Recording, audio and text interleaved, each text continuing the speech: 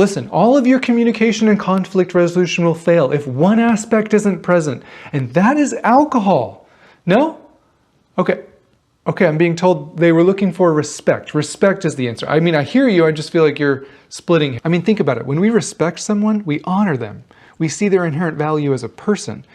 We give them the benefit of the doubt. Now, we're really good at doing this naturally when we were dating, but so often once we settle into a long-term relationship, once we know everything about this person, the good, the bad, the ugly, sometimes respect gets put on the back burner. I'm not saying you should respect someone who consistently breaks trust with you. I'm not saying you need to respect people who disrespect you. All I'm saying is that when you lose respect for your partner, that changes the entire relationship dynamic, and some of us don't even realize that's happened. So let me share with you some ways that I unintentionally disrespect my partner. I know this is none of you. This is just confession time for me.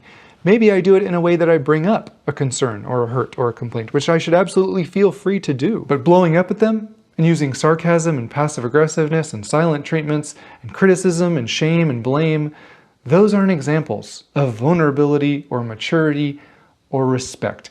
We shouldn't be talking to anyone like that, and certainly not the person we say we love. And at the end of the day, we just want to feel heard and understood, don't we? We just want closeness and reconnection and understanding and validation and compromise.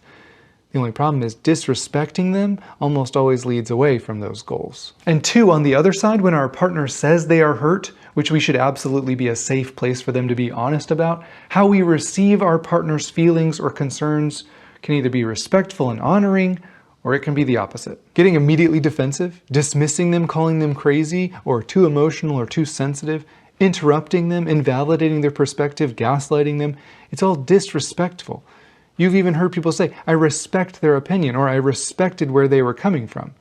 That's validation. When we respect someone, we give them the floor. Not forever. This isn't about silencing our voice. This is about honoring them. If you were talking to your favorite celebrity, you would listen to understand their perspective. You would be curious about what they're feeling. You would be kind and considerate in the ways that you spoke to them.